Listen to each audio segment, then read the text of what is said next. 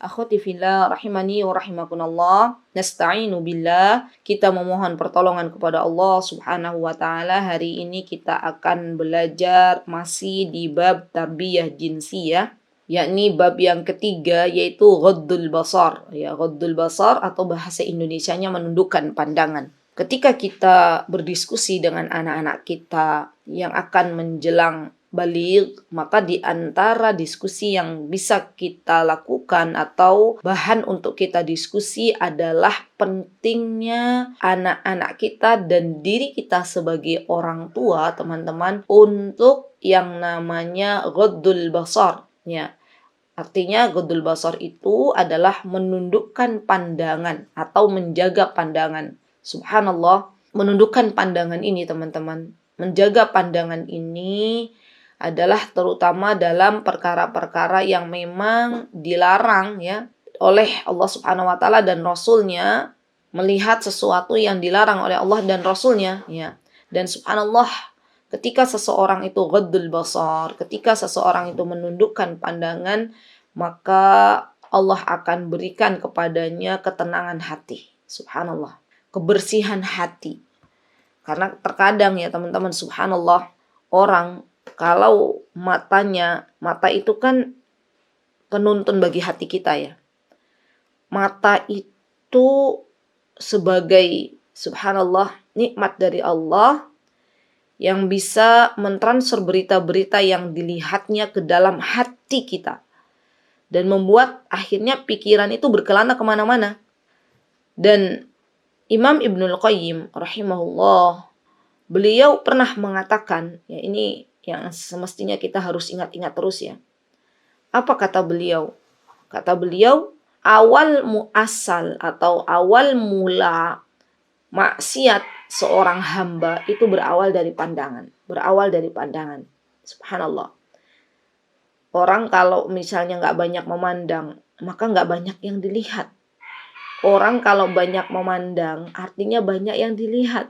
Dan kalau yang dilihatnya adalah sesuatu yang dilarang oleh Allah dan Rasulnya, maka syaitan akan mengganggu anak Bani Adam secara pelan-pelan. Ya, dia akan masuk ke dalam hati seorang wanita yang dia melihat laki-laki yang begitu ganteng, yang bukan mahramnya di depannya, dia plototin, dia pandengin gitu ya.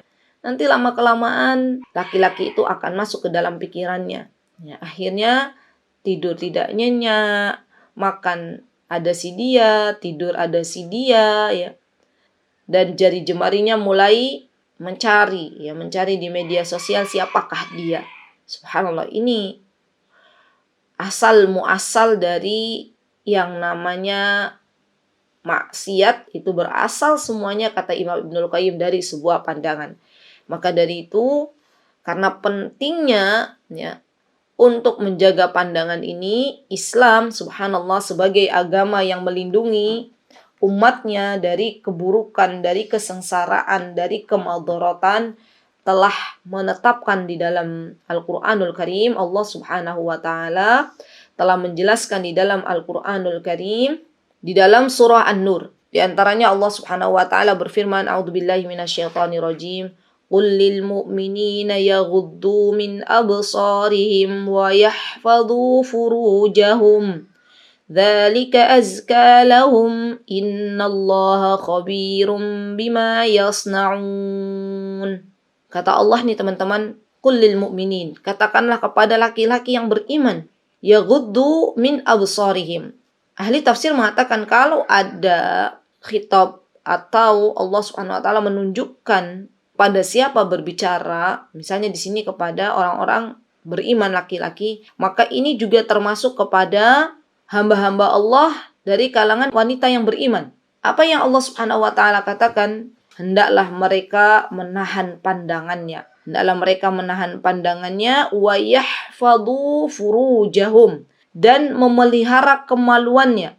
Dzalika azka lahum. Lihat teman-teman, di antara keutamaan dalam menahan pandangan, Allah Subhanahu wa taala sebutkan dalam surah An-Nur ayat 30 ini, dzalika azka lahum. Yang demikian itu adalah lebih suci bagi mereka. Innallaha khabirum bima ta'malun. Karena sesungguhnya ya, ketika seseorang itu menahan pandangan, sesungguhnya Allah mengetahui apa yang mereka perbuat. Nah, ini keutamaan pertama ya teman-teman. Jadi menahan pandangan ini Allah telah jelaskan dalam surah An-Nur ayat 30 bahwasanya ketika seseorang menahan pandangan, maka dia akan lebih suci. Ada keutamaan-keutamaan yang lain, insya Allah saya sebutkan karena ini yang seharusnya kita jelaskan kepada anak-anak. Nah, untuk apa sih kamu harus menahan pandangan? Tadi kita jelaskan yang pertama itu karena Allah yang memerintahkan. Karena Allah yang memerintahkan. Kalau kita cinta kepada Allah, kalau kita mengaku diri kita cinta kepada Allah, artinya kita harus ikuti apa yang Allah Subhanahu wa taala mau. Artinya kita harus mengikuti apa yang Rasulullah Shallallahu alaihi wasallam perintahkan, baru kita disebut sebagai orang yang mencintai Allah dan Rasulnya. Yang kedua, tadi adalah menahan pandangan itu memiliki keutamaan yaitu lebih bersih ya, lebih membersihkan diri kita, lebih membersihkan harta kita ya. Dan kita katakan juga kepada anak-anak bahwasanya yang ketiga nih kalau kamu menjaga pandanganmu maka ketahuilah bahwasanya ketika engkau membiarkan pandanganmu lepas begitu saja, itu termasuk bentuk kemaksiatan kepada Allah. Ya, karena Allah yang menyuruh, kita tidak mau menjaganya. Mata itu pemberian dari Allah, Kalau engkau biarkan matamu memandang ya, ke sesuatu yang Allah tidak suka, artinya engkau sedang bermaksiat kepada Allah Subhanahu wa taala. Ya. Dan kita juga bisa mengatakan kepada anak-anak kita bahwasanya ketika engkau membiarkan pandanganmu liar begitu saja, tidak kau tundukkan pandanganmu, maka itu bisa menjadi sarana menuju kepada yang Allah Subhanahu wa taala larang ya. Karena larangan ini bukan hanya Allah yang memerintahkan ya. Untuk perintah ini bukan Allah yang hanya memerintahkan untuk kita menjaga pandangan, tapi Rasulullah SAW juga pernah memerintahkan kepada Ali radhiyallahu an. Apa kata Rasulullah SAW? Wahai Ali, janganlah pandangan pertama kau ikuti dengan pandangan berikutnya. Karena yang namanya pandangan pertama itu, kata Rasulullah SAW, itu nggak apa-apa. Pandangan pertama, orang memandang pertama, nggak apa-apa. Kemudian kalau misalnya dia mengikuti, setelah pandangan pertama dia masih ikuti lagi, maka pandangan yang berikutnya itu adalah dosa. Jadi berlaku yang namanya pandangan pertama begitu menggoda, selanjutnya dosa menanti Anda. Ya, bukan pandangan pertama begitu menggoda, selanjutnya terserah Anda. Bukan. Ya. Jadi hati-hati ya teman-teman. Kita katakan kepada anak-anak. Karena terkadang, dan ini namanya ghadul basar itu, yang namanya menundukkan pandangan itu, termasuk diantaranya bukan hanya kamu hidup di dunia nyata, kemudian kamu tundukkan pandanganmu, tapi termasuk ketika kamu sedang berada di dunia maya. Ya, zaman sekarang kan anak-anak zaman now itu kan, terkadang hidupnya lebih banyak di dunia mayanya daripada dunia nyata. Atau mungkin 50-50 ya. Dia banyak hidup di dunia maya. Termasuk ketika engkau berada di dunia maya ya, maka engkau harus menundukkan pandanganmu, tidak melihat sesuatu yang dilarang oleh Allah Subhanahu wa taala, tidak melihat sesuatu yang dilarang oleh Rasulullah Shallallahu alaihi wasallam. Kalau pandangan pertama ya itu Allah maafkan, tapi pandangan yang selanjutnya Allah Subhanahu wa taala telah tuliskan sebuah dosa apabila kita tidak mau menundukkan pandangan kita. Kemudian kita katakan juga kepada anak kita, di antara keutamaan engkau menundukkan pandangan, di antaranya adalah ketika engkau membiarkan pandanganmu liar, ya, bebas kemana-mana, maka itu akan menyibukkan hatimu, menyibukkan hatimu dari sesuatu yang tidak bermanfaat. Dan subhanallah teman-teman yang dimuliakan oleh Allah Subhanahu wa taala, orang kalau banyak memandang, semuanya dipandang ya, lagi jalan, apalagi sekarang ya teman-teman. Kadang ada orang tuh kurang kerjaan. Sore-sore nongkrong, nggak ada kerjaan ya, nongkrong di depan rumahnya, apa biasanya tuh kalau bahasa Jawanya ngisis gitu, ngisis tuh cari angin. Terus diliatin orang seliwar ya. Habis itu nanti duduk-duduknya tuh sama ibu-ibu dan ibu-ibu banyakan, 5 orang, 6 orang. Nanti dikomentarin, ya, subhanallah. Lihat, kalau demikian yang dilakukan, maka lama-kelamaan hatinya itu akan rusak. Karena pandangan seorang wanita kepada laki-laki yang bukan mahramnya, maka itu diantara penyebab yang bisa menjadikan hati kita sakit. Ya subhanallah, apalagi nanti diikuti dengan senyuman, ya, diikuti dengan wah, subhanallah. Sampai-sampai yang namanya dosa zina itu berawal asal muasalnya itu dari sebuah pandangan. Ya la haula wala quwata illa billah. Maka kita benar-benar nih mengatakan keutamaan-keutamaan kepada anak ketika kamu itu menundukkan pandangan. Dan yang terakhir, wahai anakku, ketika engkau menundukkan pandangan, artinya engkau sedang bersyukur kepada Allah Subhanahu wa taala. Allah yang akan kelak nanti bertanya kepadamu dan kamu yang akan bertanggung jawab untuk apa kau gunakan matamu. Dan ketika engkau menundukkan pandangan, wahai anakku, artinya engkau ingin menjadi seorang hamba yang dicintai oleh Allah dan Rasul-Nya. Jadi benar-benar yang namanya mendidik anak itu, teman-teman, kita harus mengutarakan ketika kita memerintahkan sesuatu, menjelaskan keutamaan-keutamaannya. Bukan hanya, nak kamu harus ghodul basar ya. Sudah selesai, sampai di situ. Anak-anak akan bertanya, apa itu ghodul basar? Atau misalnya sudah dijelaskan, nak kamu harus menundukkan pandangan ya. Anak kita akan bertanya-tanya dalam hati mereka, dalam pikiran mereka. Aku kenapa harus menundukkan pandangan? Apa yang saya dapatkan? Apa keutamaan ketika saya harus menundukkan pandangan? Nah, ini diantara keutamaan-keutamaan yang kita bisa jelaskan kepada anak-anak kita. Baik teman-teman yang dimuliakan oleh Allah Azza wa Jalla, kalau saya sudah sebutkan ya tentang perintah dari Allah Subhanahu wa taala dalam Al-Qur'an surah An-Nur ayat 30 tentang menundukkan pandangan, perintah dari Rasulullah sallallahu alaihi wasallam. Di sini saya akan berbagi tentang perkataan seorang ulama, yaitu Syekhul Islam Ibnu Taimiyah. Ya, beliau mengatakan, kata beliau nih, bahwasanya Allah Subhanahu wa taala menjadikan yang namanya menahan pandangan dan menjaga kemaluan itu sebagai penyebab terkuat untuk mensucikan jiwa. Dan konsekuensi dari menjaga kesucian jiwa ialah dengan menghilangkan segala bentuk kejahatan perbuatan keji. Termasuk di dalamnya, kata Syekhul Islam, adalah dengan ketika kita mau bersih jiwa kita, maka diantaranya adalah dengan menundukkan pandangan kita, dengan menjaga kemaluan kita. Subhanallah. Ya, ini kata-kata yang luar biasa, teman-teman.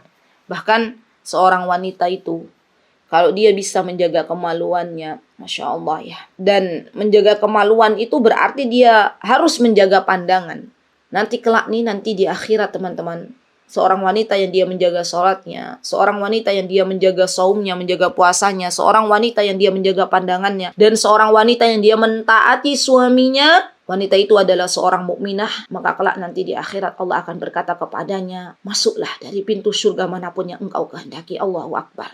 Syaratnya hanya 4 itu. Semoga Allah Subhanahu wa taala menjadikan kita semuanya orang-orang yang apabila Allah dan Rasul-Nya memerintahkan sesuatu, kita katakan sami'na wa ata'na, dan semoga kelak Allah Subhanahu wa taala menjadikan diri kita ini semuanya orang-orang yang bisa masuk dalam surganya Allah Subhanahu wa taala melalui pintu manapun yang kita kehendaki. Amin, Allahumma amin. Baik, kemudian saya nukilkan kembali ya dengan perkataan seorang ulama agar lebih menguatkan lagi perkataan Ibnul Jauzi rahimahullah ketika beliau mengatakan, kata beliau nih, wajib bagi orang yang tak sengaja melihat kecantikan wajah yang dipandangnya, kemudian dia merasa nikmat di dalam hatinya untuk memalingkan pandangan ya darinya. Ketika dia terus memandang atau kembali memandang, maka disitulah dia akan terkena sebuah dosa. Nah, ini juga yang terjadi pada anak-anak kita zaman sekarang ya. Terkadang, mohon maaf ya, anak zaman now tuh fitnah terbesar di zaman ini tuh drakor, drama Korea. Jangan sekali-kali ibu-ibu yang dimuliakan oleh Allah Subhanahu wa taala memberikan fasilitas untuk anak-anak kita, apalagi orang tuanya yang memberikan contoh nonton bareng nobar ya di rumah, dan itu akan menjadi dosa jariyah dengan anak-anak sambil menikmati melihat artis-artis Korea. Dan anak-anak kita akan mengatakan, oh ternyata artis Korea itu gantengnya luar biasa. Seorang ibu akan mengatakan, oh ternyata artis Korea itu laki-lakinya lebih ganteng daripada suaminya. Nah, kena akhirnya. Jadi ini pesan saya, jangan kita anggap remeh ya tentang yang namanya drakor, drama Korea. Ketika kita mulai memfasilitasi anak-anak kita untuk menonton drama-drama Korea, artinya kita sedang mentransfer dosa-dosa jariyah kepada anak-anak kita. Na'udzubillah summa na'udzubillah ya. Dan benar-benar kita menjaga anak-anak kita dari segala apa yang membuat Allah Subhanahu wa taala murka kepadanya. Masya Allah. Baik teman-teman yang dimuliakan oleh Allah Subhanahu wa taala, satu lagi yang akan saya kemukakan ya, perkataan Imam Al-Qurtubi rahimahullah. Beliau subhanallah memberikan nasihat kepada kita semuanya. Kata beliau, mata itu adalah gerbang terbesar menuju hati dan panca indera yang paling berpengaruh terhadapnya. Karena banyak terjadi sebuah kebinasaan. Itu berawal dari yang namanya mata. Dan di zaman yang penuh dengan fitnah ini wajib bagi kita semuanya, seorang hamba Allah, untuk menundukkan pandangan, Masya Allah. Untuk menundukkan pandangan. Karena kalau kita tidak menundukkan pandangan, kalau kita membiarkan pandangan kita kemana-mana, kalau anak kita membiarkan pandangannya kemana-mana, baik di dunia nyata maupun di dunia sosial, maka dia akan terkena yang namanya fitnah. Ya, dia akan kena namanya fitnah syahwat. Dan kita tahu yang namanya fitnah syahwat itu teman-teman luar biasa ya. Ngeri di zaman kita yang penuh dengan fitnah ini. Kalau anak-anak sudah terkena fitnah syahwat, maka ini adalah sesuatu yang sangat mengerikan ya. Nah, itu yang kita pelajari ya di pagi hari ini. Kalau teman-teman punya anak-anak, maka kewajiban bagi kita semuanya untuk bisa memberikan pengajaran-pengajaran terutama tentang ghaddul basar ini, karena sejatinya ketika kita ingin hati kita bersih, ketika kita ingin hati anak-anak kita bersih ya, maka di antara yang bisa kita lakukan adalah dengan menundukkan pandangan. Ini hanya sekilas ya teman-teman, nanti teman-teman bisa mempelajari lebih dalam tentang ghaddul basar ini di sebuah ilmu namanya tazkiyatun nufus. Ya baca aja buku-bukunya Imam Ibnul Qayyim, ya, bukunya Imam Al-Qurtubi, buku-bukunya Syekhul Islam Ibnu Taimiyah. Itu banyak sekali buku tentang atau bab-bab yang mengupas tentang tazkiyatun nufus. Nanti diantaranya ada ghaddul basar ini, menundukkan pandangan. Yang tadi saya sampaikan itu secara globalnya saja. Ya, semoga Allah Subhanahu wa taala memberikan kesempatan kepada teman-teman untuk bisa mencari ilmu lagi tentang bab ghaddul basar, dan semoga Allah Subhanahu wa taala menjaga kita semuanya dari perbuatan-perbuatan yang Allah Azza wa Jalla tidak sukai. Amin Allahumma amin.